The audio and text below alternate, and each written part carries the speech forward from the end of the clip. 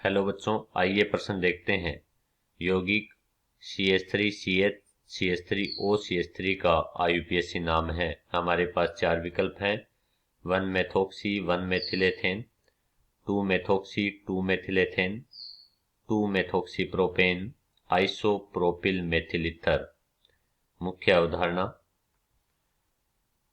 ईथरों का IUPAC नाम लिखते समय हमें ईथर होता है ROR, जिसमें एक ऑक्सीजन परमाणु दो एल्किल समूहों के साथ जुड़ा रहता है, जिसमें ऑक्सीजन परमाणु के साथ जुड़े हुए एल्किल समूहों को एल्कोक्सी कहते हैं, एल्कोक्सी। और एक होता है जो एल्केन, एल्किल समूह होता है, उसका नाम लिखा जाता है एल्केन।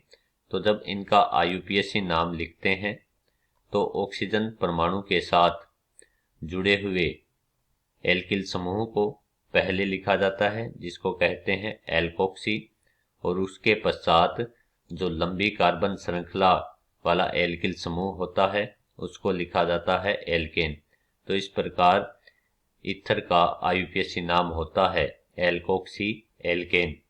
हमारे पास प्रश्न में एक यौगिक दिया गया है CH3 CH CH3O CH3।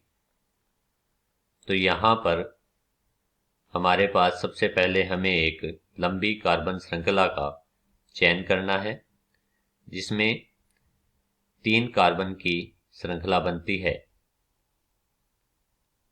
जो एल्किल समूह है यह एक 3 कार्बन की श्रृंखला है, और ऑक्सीजन परमाणु के साथ हमें एक मिथाइल समूह जुड़ा हुआ है, जिसे मेथोक्सी कहते हैं।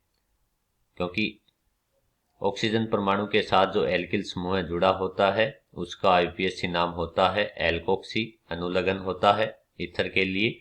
तो चूंकि यहाँ पर एल्किल समूह मेथिल है तो इसका नाम हो जाएगा मेथोक्सी। और जो दूसरा एल्किल समूह है वह है CH3CH जो कि 3 कार्बन का है, और 3 कार्बन के लिए लिखा जाता है प्रोप, और यह एक एकला बंध से जुड़ा हुआ है, तो इसको बोलेंगे प्रोपेन। क्या बोलेंगे? प्रोपेन। जब इसका IUPAC नाम लिखते हैं तो पहले ऑक्सीजन परमाणु के साथ जुड़े हुए समूह के रूप में लिखते हैं। तो ये होगा, इसका सबसे पहले हमें अंकन करना पड़ेगा। अंकन करते समय उस दिशा से करते हैं जिससे एल्कोक्सी समूह को न्यूनतम अंक प्राप्त हो। चूंकि 3 कार्बन परमाणु है, 3 की श्रृंखला है, तो दोनों तरफ से समान अंक प्राप्त होते हैं और यह 2 नंबर पे जुड़ता है। तो नाम हो जाएगा 2-मेथोक्सी